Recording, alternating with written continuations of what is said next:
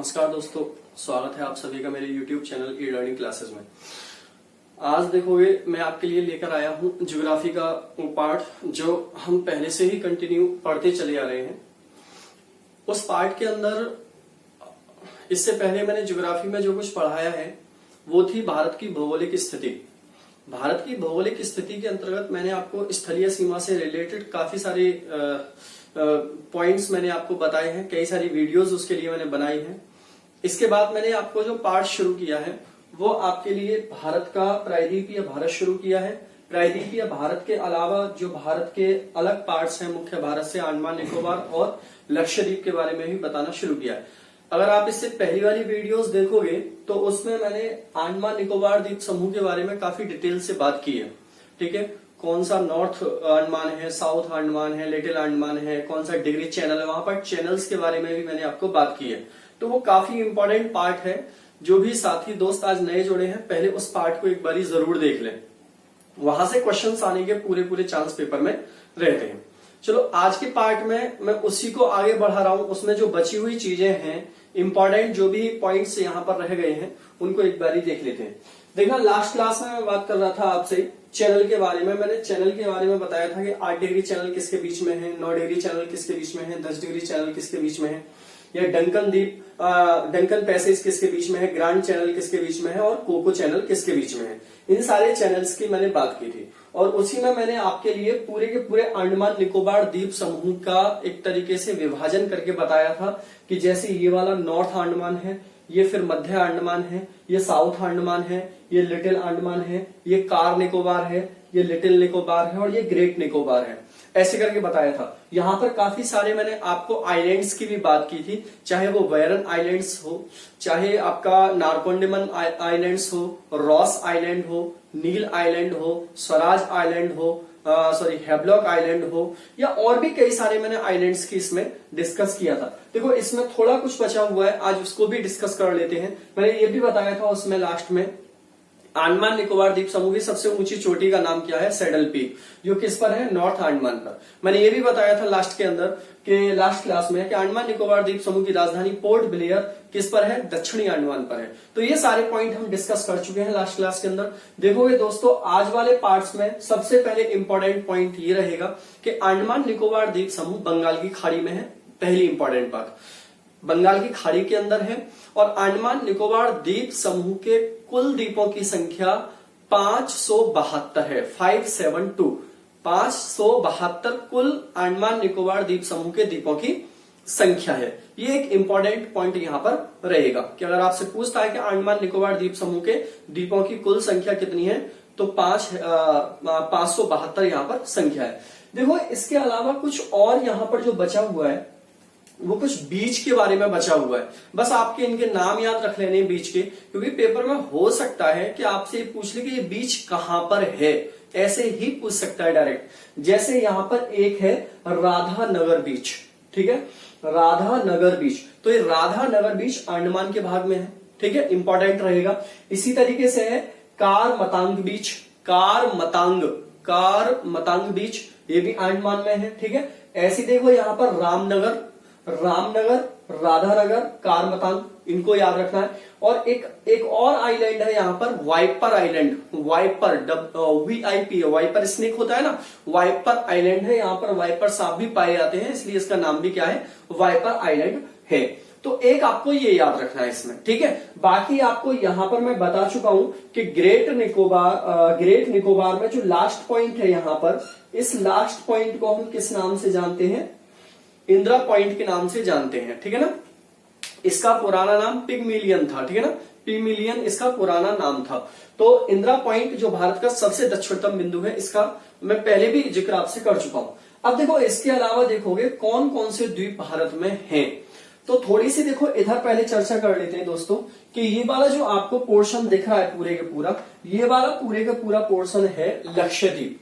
कौन सा है, लक्षद्वीप है ये पूरा पोर्शन।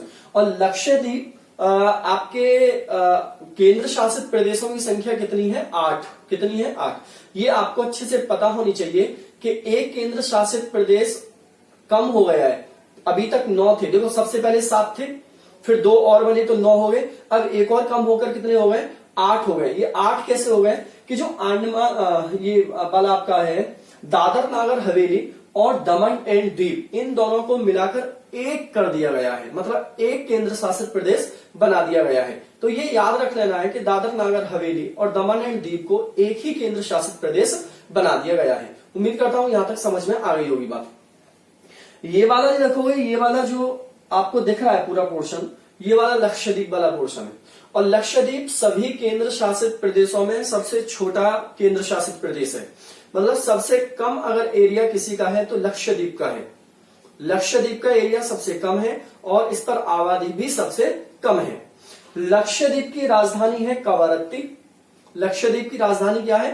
कवरत्ती।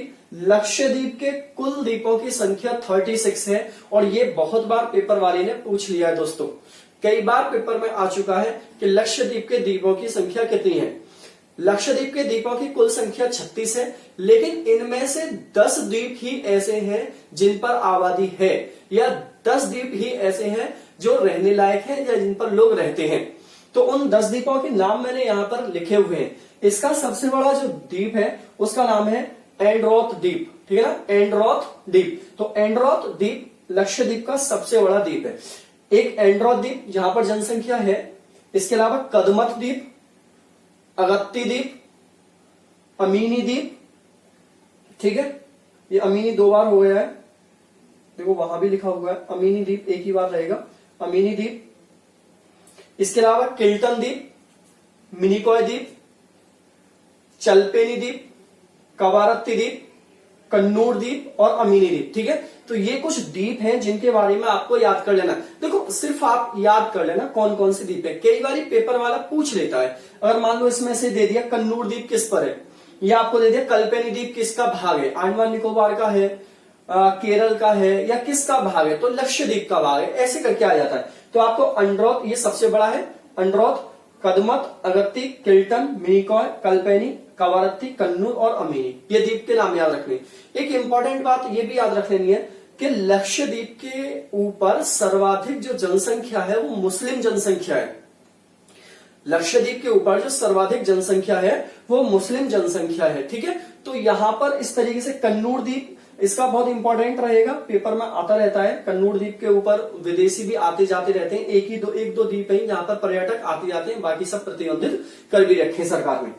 ये तो हो गई लक्षद्वीप की बात, ठीक है। और ये लक्षद्वीप लगभग केरल से 250 किलोमीटर की डिस्टेंस पर है। कितनी पर?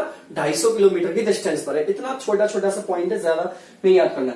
देखो ये है केरल, ये क्या है दोस्तों? केरल, ठीक है। ये वाला क्या है? केरल। और केरल का जो द्वीप है यहां पर उसका नाम है कोकोनट द्वीप। क्या नाम है? कोकोनट द्वीप। जो कोकोनट द्वीप है ये केरल में है, क्योंकि यहां पर कोकोनट के बहुत सारे ट्रीज पाए जाते हैं, काफी सारे पेड़ हैं कोकोनट, नारियल के, तो इसका नाम ही क्या है? कोकोनट द्वीप है। क्या नाम है? कोकोनट द्वीप। याद रख लेना, इंपॉर्टेंट रहेगा।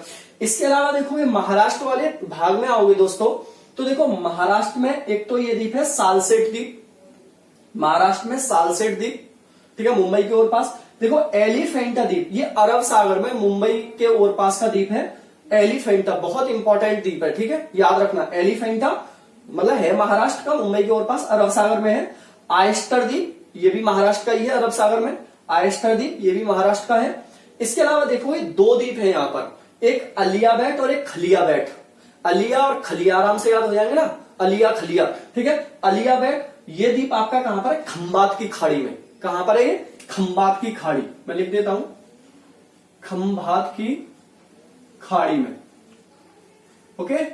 ये वाला देखो खलियाबैट, ये कहां पर है? नर्मदा नदी के मुहाने पर, नर्मदा नदी के मुहाने पर, ये भी खंबात की खाड़ी में ही है, ठीक है। तो अलियाबैट और खलियाबैट दोनों के बारे में याद रखना है, ठीक है।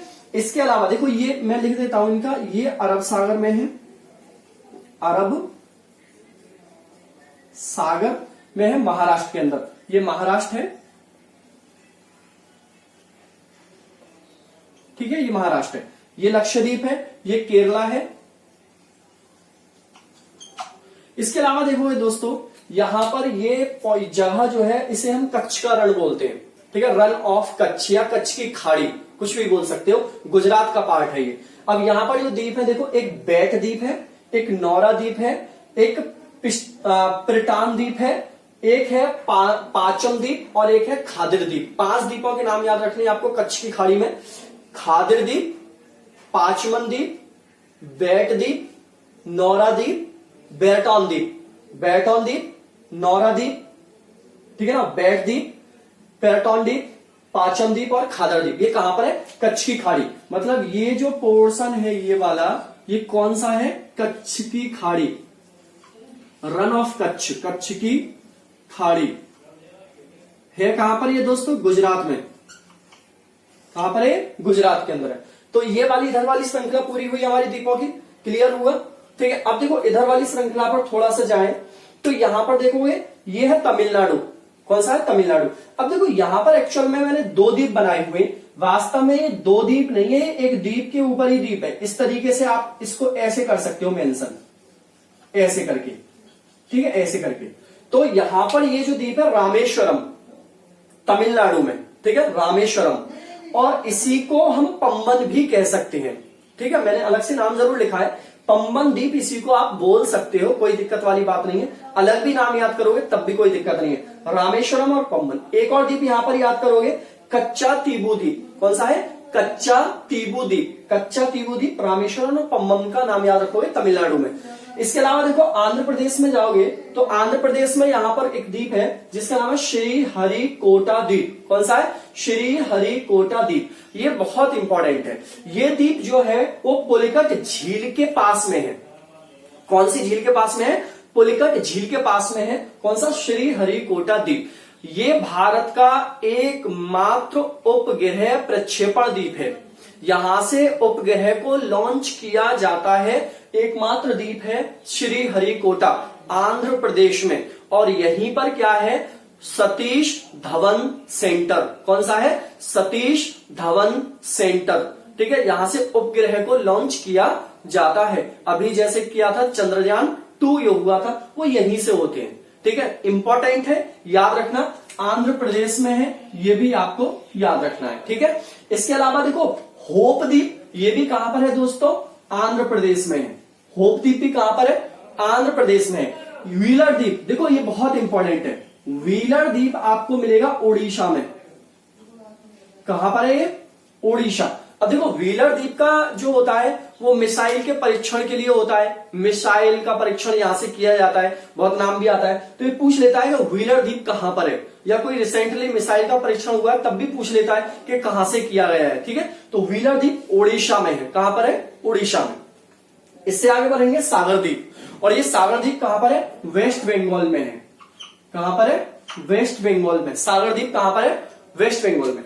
अब देखो ये जो द्वीप दिख रहा है आपको, न्यू मोर द्वीप भी बोल देते हैं इसको, और न्यू मूरे भी बोल देते हैं इसको। न्यू मोर भी बोल देते हैं और न्यू मूरे द्वीप भी बोल देते हैं। अब ये न्यू मूरे जो द्वीप है दोस्तों, एक्चुअल में ये बंगाल की खाड़ी में। सबसे पहली बात ये याद रखनी है आपको। देखो ये वाले जितने भी द्वीप हैं आप इनको बंगाल की खाड़ी में याद रखोगे, ठीक है।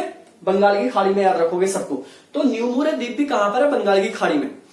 तो इस न्यू मूरे द्वीप को लेकर भारत और बांग्लादेश के बीच में विवाद रहता है, ठीक है। दोनों अपना अपना अधिकार इसके ऊपर बताते हैं, लेकिन एक्चुअल में अभी यूज कौन कर रहा है इसका? बांग्लादेश। कौन कर रहा है? बांग्लादेश। लेकिन ये विवादित द्वीप है और ये रेत से बना हुआ द्वीप है, रेत से निर्मित है। और कहीं ये भी जा रही है कि जिस तरीके से समुद्र का स्तर बढ़ता जा रहा है, उस तरीके से देखते हुए कहा जा रहा है कि हो सकता है ये कुछ सालों बाद डूब जाए। तो ऐसा भी इसके बारे में एक अनुमान लगाया जा रहा है।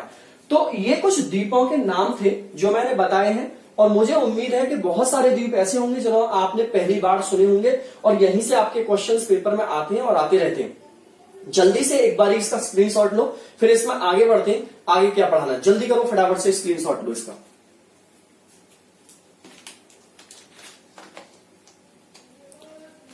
चलो आगे बढ़ जाए, रफ करूं इसे।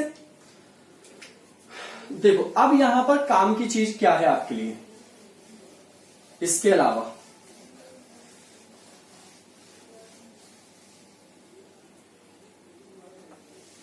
सब रफ कर रहा हूं इसको पूरे को। ये हमारे समझाने वाला पॉइंट था, ये क्लियर हो गया। देखो दोस्तों, इसके अलावा बहुत इंपॉर्टेंट बात अब ये आती है कि समुद्री सीमा पर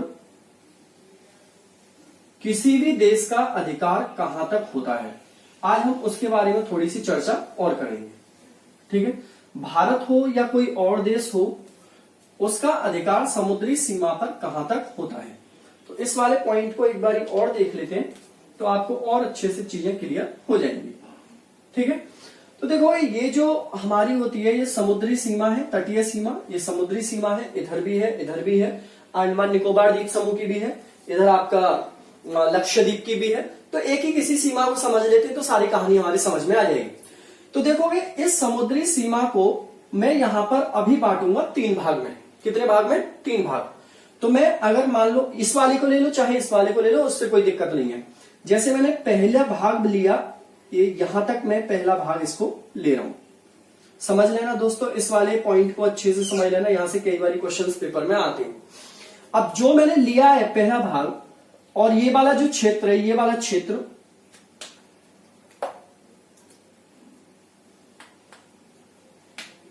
ये वाला जो क्षेत्र मैं ले रहा हूं दोस्तों, ये वाला देखो, इस वाले क्षेत्र को हम बोलते हैं प्रादेशिक क्षेत्र।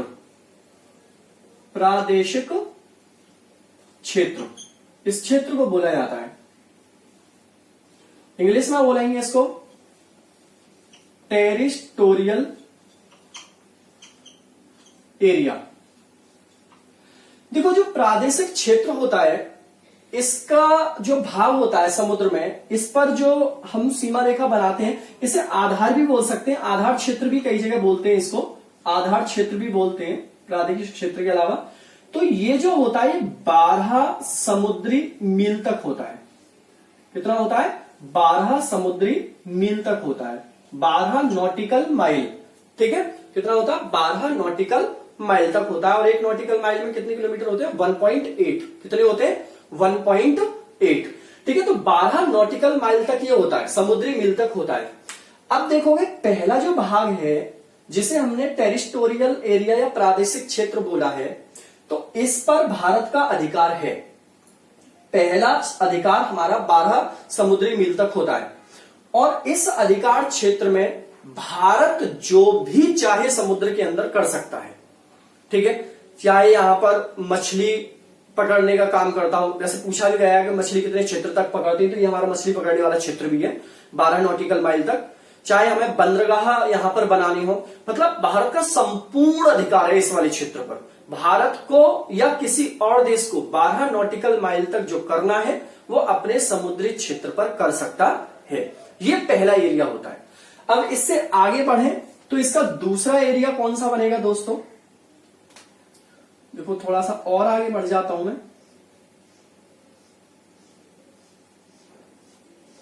ये होता है दूसरा क्षेत्र, और इस दूसरे क्षेत्र में जाओगे तो इसको हम कहां तक लेते हैं पूरे को, और इसका नाम क्या होता है, ये दोनों ही बात इसमें अपने आप में इंपॉर्टेंट रहेंगे। तो दूसरा जो क्षेत्र होता है दोस्तों, ये होता है आपका 24 समुद्री मील तक। कितना होता है? 24 समुद्री मील तक। तो यहीं पर लिख देता हूं मैं 24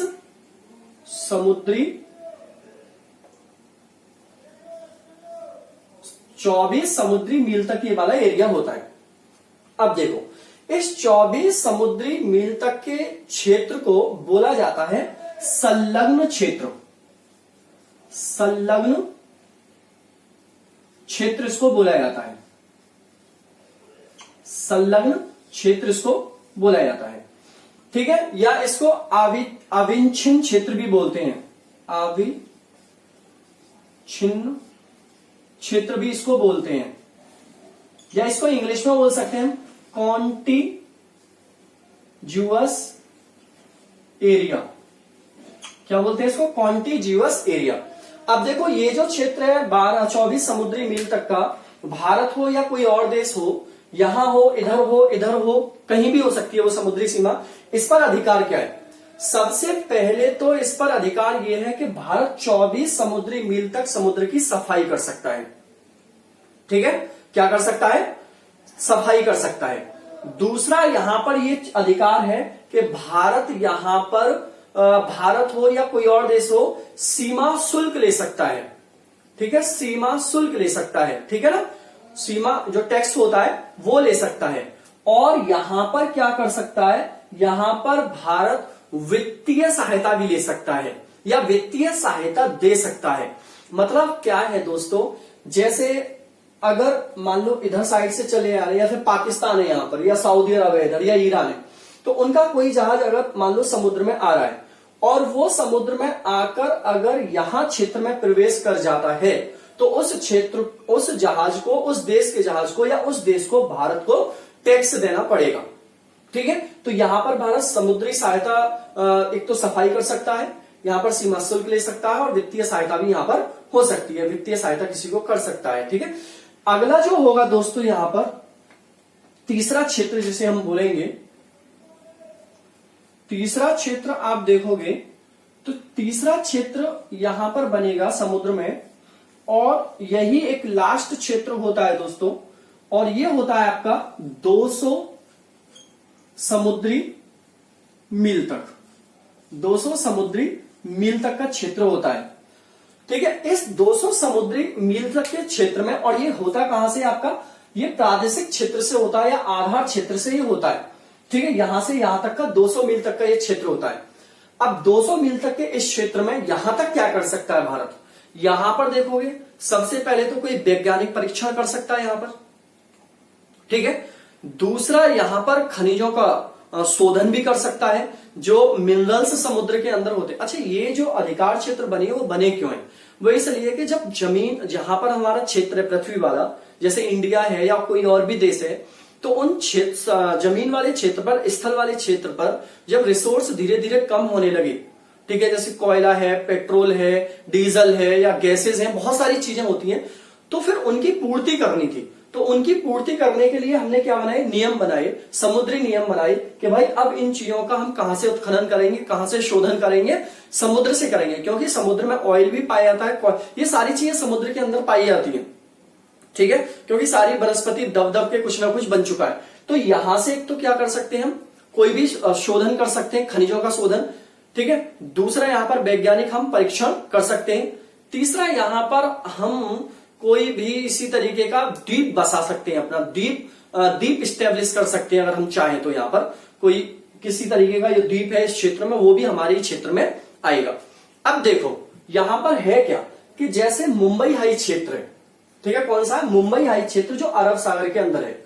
मुंबई हाई क्षेत्र भारत में सबसे ज्यादा ऑयल का उत्पादन करने वाला क्षेत्र है। भारत का 65% ऑयल मुंबई हाई क्षेत्र से ही निकाला जाता है। तो ये हमारे लिए समुद्री सीमा होती है। अब इससे आगे का जो क्षेत्र होता है दोस्तों समुद्र वाला, इससे आगे का समुद्र वाला जो क्षेत्र होता है, इसको उच्च समुद्रीय क्षेत्र बोला जाता है। क्या बोला जाता है, उच्च समुद्रीय क्षेत्र बोला जाता है।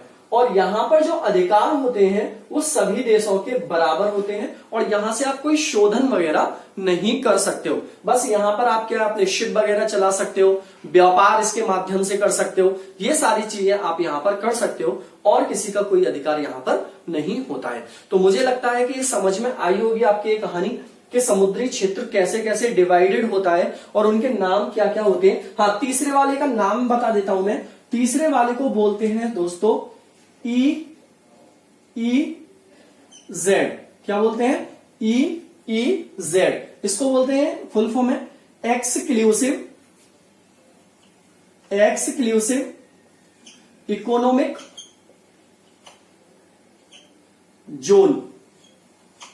हिंदी में बोलेंगे अनन्य आर्थिक क्षेत्र, अनन्य आर्थिक क्षेत्र इसको बोलेंगे।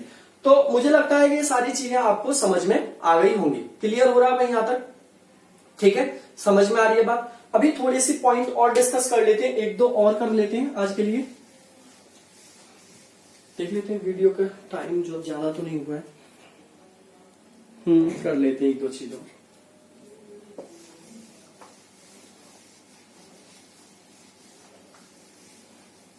समझ में आया होगा दोस्तों।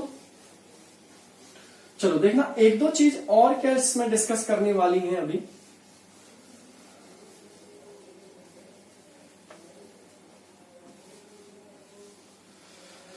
देखोगे जैसे ये वाला जो क्षेत्र है,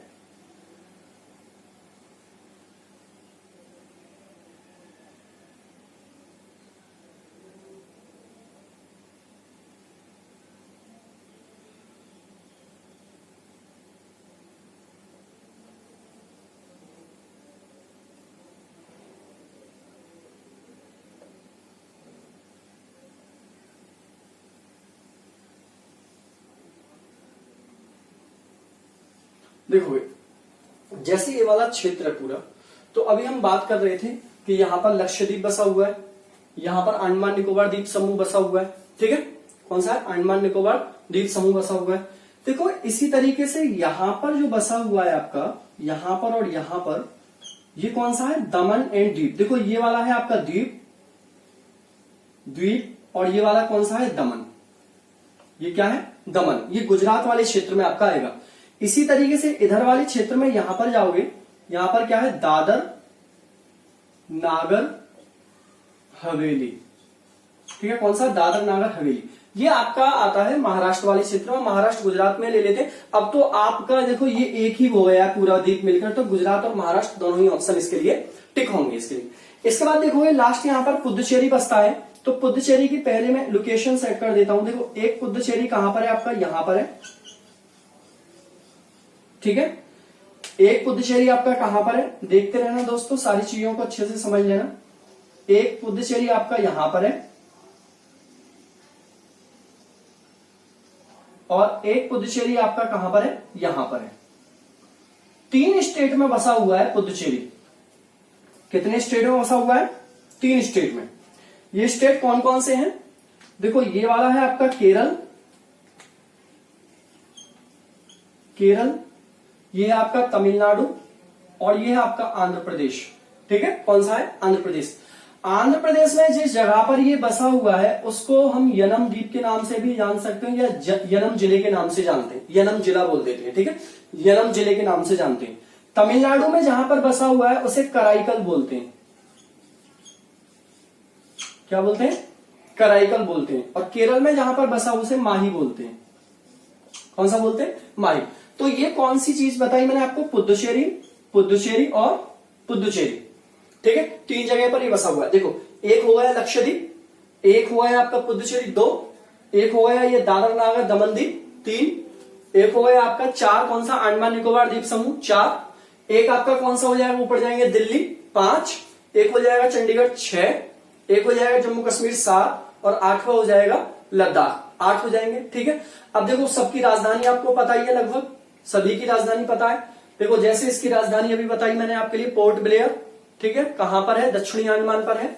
कवारत्ती है, पुदुचेरी की पुदुचेरी है, दादर एंड नागर हवेली। देखो वैसे तो अभी तक इसकी दमन थी, तो इसकी सिलवासा थी, अभी यहां पर कोई डिक्लेयर नहीं है अभी क्या है, ठीक है। अलग अलग अभी मैं बता रहा हूं कि दादर नागर हवेली की सिलवासा थी और दमन एंड दीव की दमन थी, ठीक है। दिल्ली की नई दिल्ली है, चंडीगढ़ की चंडीगढ़ है, और जम्मू कश्मीर की क्या है? श्रीनगर और जम्मू, और आपका लद्दाख की क्या है? लेह है। तो थोड़ी सी जानकारी मैंने आपको किसके बारे में भी दे दी यहां पर, जितने भी आपके केंद्र शासित प्रदेश हैं उनके। सबसे ज्यादा देखो केंद्र शासित प्रदेश में सबसे ज्यादा क्षेत्रफल किसका है? जम्मू कश्मीर का है। सबसे कम क्षेत्रफल किसका है? लक्षद्वीप का है। सबसे ज्यादा जनसंख्या कौन से केंद्र शासित प्रदेश में? जम्मू कश्मीर में। सबसे कम किसमें है? लक्षद्वीप में।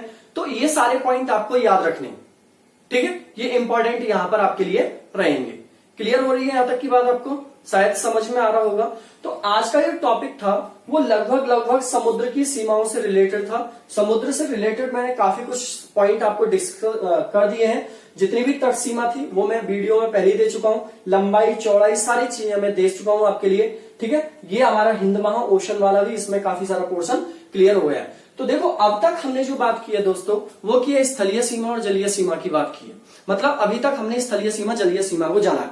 अब देखो इसमें क्या है कि जब हमने ये पूरा जान ही लिया है भारत, तो इसमें थोड़ी सी चीजें ये देख लेते हैं कि भारत में जो जलीय क्षेत्र है, भारत का स्थलरुद्ध जो जलीय क्षेत्र है पूरे के पूरा, वो 9.6% है। देखो ये बहुत इंपॉर्टेंट पॉइंट बता रहा हूं आपको कि भारत में जलीय भाग कितना है? 9.6% है, जबकि भारत का स्थलीय भाग कितना है?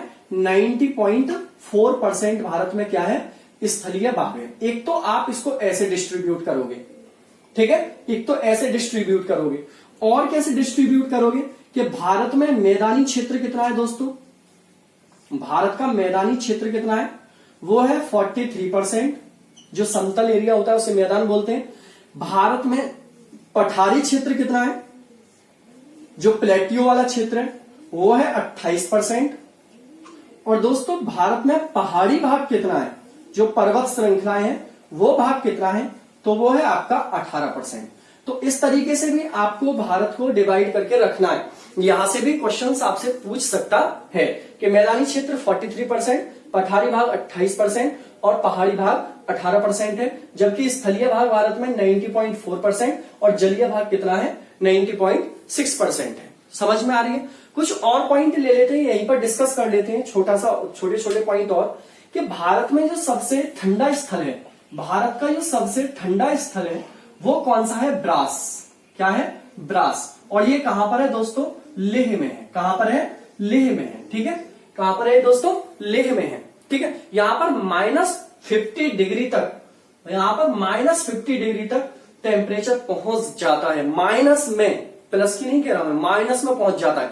तो ये भारत का सबसे ठंडा क्षेत्र है। जबकि भारत का सबसे गर्म क्षेत्र कौन सा है दोस्तों, वो है आपका राजस्थान में, उसका नाम है जैसलमेर। जैसलमेर, जैसलमेर भारत का सबसे ज्यादा गर्म स्थान है। यहां पर 56 डिग्री सेल्सियस से भी ज्यादा टेम्परेचर हो जाता है, 56 डिग्री सेल्सियस से भी ज्यादा, और 56 डिग्री बहुत होता है दोस्तों। ठीक है, तो यहां पर हो जाता है। इसी तरीके से भारत में सबसे ज्यादा बारिश वाला जगह कौन सी है, भारत में यहां पर सबसे ज्यादा बारिश होती है, तो ये है मासिनराम। मासिनराम, देखो ये तो मैं फैक्चुअल बता रहा हूं कि पूरी बात कर रहा हूं मैं ओवरऑल, वैसे चलेंगी सारी चीजें। मासिनराम, और यहां पर 1137 सेंटीमीटर तक वर्षा दर्ज की गई है। कितनी है, मासिनराम।